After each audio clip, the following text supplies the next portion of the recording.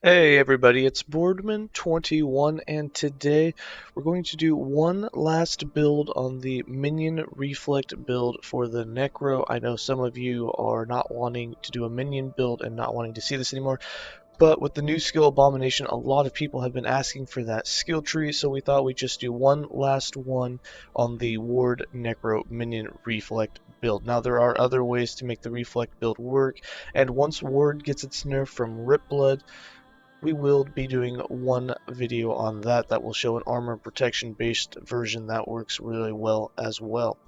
Alright, with this, the entire playstyle of it, we went through the entire Monolith of Fate and we've killed all of the bosses with it. We even tried a challenge with getting a Monolith of Fate streak, doing 100 echoes before going into the final boss. We did die on that one.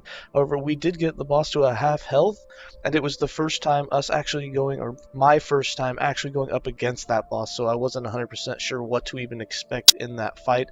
However, we lasted longer than I thought we would with all of the damage and health and critical strike multipliers that we gave to it. We actually did pretty well, I thought, and if we try it again, I think we could beat it. Alright, let's go ahead and get into the skills.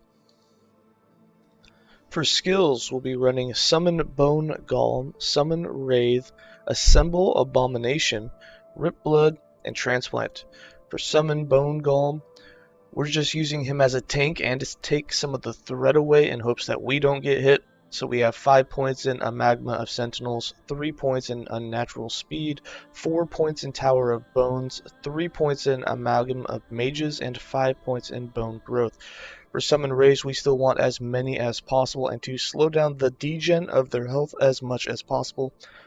With that, we have 1 point in Locus of Resurrection, 2 points in Haunting, 2 points in Dark Scythe, 1 point in Echoes Inside, 5 points in Stygian River, 3 points in Army of Wraiths, 2 points in Grave Reality, and 4 points in Delay the End. In Assemble Abomination, the brand new skill in patch 7.9, we have him set up to do some extra reflect to consume minions as fast as possible and to have the slowest decay rate of health as possible so that he'll last for a good length of time. And if you've watched our video, you'll notice where we went up against the level 100 boss with 100 mono streak where he was really empowered. You'll notice that he fought for like 3 minutes at least straight against that boss, even while taking all of the damage. He makes for one tanky tank. We have 5 points in Veracity, 1 point in Convectious Consumption, 3 points in Fractured End, 3 points in Repugnant Presence. Yes, this tooltip is a little bit broken. We're not sure what more than 1 point actually does. 2 points in Hulking Mass, 5 points in Stitched Flesh, and 1 point in Cadaverous Carapace. For Rip Blood, we're still using this to convert the HP that you would get to ward and to only target minions. We have 3 points in Hemomancer, 6 points in Quenching, 3 points in Mana Feast, 1 point in Marrow Drinker, 1 point in Hematology, 4 points in Arcane Absorption, 1 point in Rip Spirit, and 1 point in Arcane Fortress.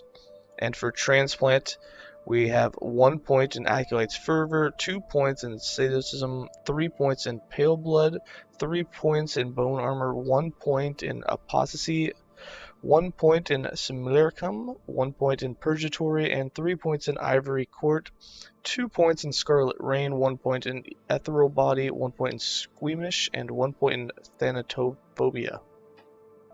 It is worth noting that the missing mana restored is now a flat plus 30, and it's a cooldown duration of plus 30% instead of a health increase of 30%, and not plus 30% of your maximum mana. That was changed in the latest patch.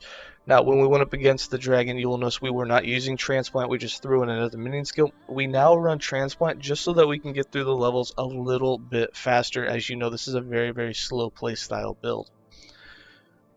For passives, we have 30 plus points in the Acolyte base class with 1 point in Blood Aura, 5 points in Blood Pact, 1 point in Crimson Gluttony, 3 points in Stolen Vitality, 8 points in Forbidden Knowledge, 1 point in Putrid Demise, 6 points in Dominant of Rot, 1 point in Soul Aegis. We have 18 points in the Lich with 8 points in Crippling Insight, 3 points in Wrathbringer, and 7 points in Desolation.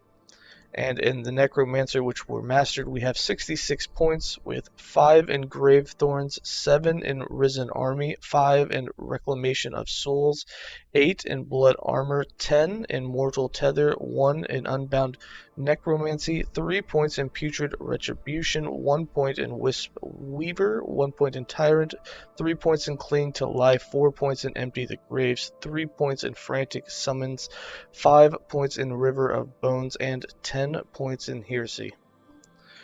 For items, we have 2 types of idols now that we're running. We have the increase our cooldown recovery with Transplant, and then for our Wraiths, we have over 100% chance for Putrid Wraiths instead of a regular Wraith, so that our Wraiths will attack from a distance and not keep trying to run into melee. This helps keep them in one spot so that you can hit them with Rip Blood, which will allow you to stack more ward. And then for items, the weapon doesn't matter what you do with the weapon, but you can go with more minion damage if you like. The biggest thing that you need is the reflect damage to minions, both on the chest and on the helm. That's the biggest thing. After that, you just want dodge and a lot of int. And then for the minions, the main stat that we put on everything is minion health regen. You're going to want that as much as possible because it's what's going to help more wraiths stay alive, because that regen that you give them is going to fight the degen for as long as possible until the degen, which accelerates at a rate, will eventually get so big that the wraith will disappear. But you'll be able to stack 60 to 70 of them with the 2000% regen that we have here.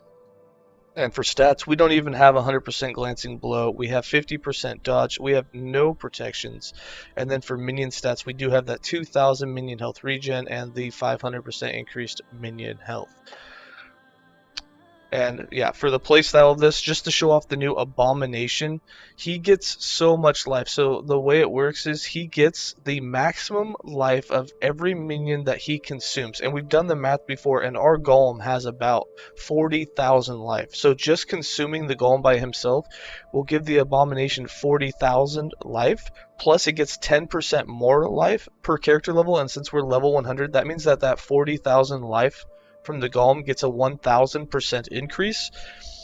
Not to mention that he's a minion, so he still gets another reaction to the 500% minion health that you're getting from this whole interaction. And in any case, you end up with about 500,000 life or more just from consuming one Golem.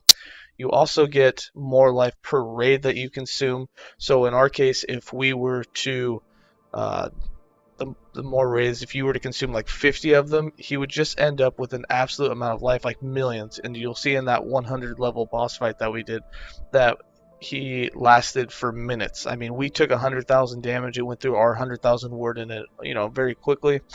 And he took the hits until basically the degen that he had was what ended up killing him. It wasn't actually the damage from the boss. But in any case, you'll get a bunch, and then you'll summon him by consuming all of these minions, and then he'll last for quite a while. As long as you sacrifice the Golem each time with him, he'll actually last for quite a few minutes because he has a crap ton of life.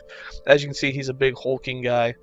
He looks pretty cool. And of course, you can change the skill tree around a bunch if you want. You can try where you consume different types of minions, of base your minions on it to give him certain attacks. We haven't built a build around him yet to do damage. Some things were bugged, but it seems that they fixed that in Hot Patch C, which we'll be downloading shortly. But yeah, this is the build, and I hope you enjoy it. We'll be moving on to some other characters and getting away from the minions for a little while in our future videos. Here's some gameplay.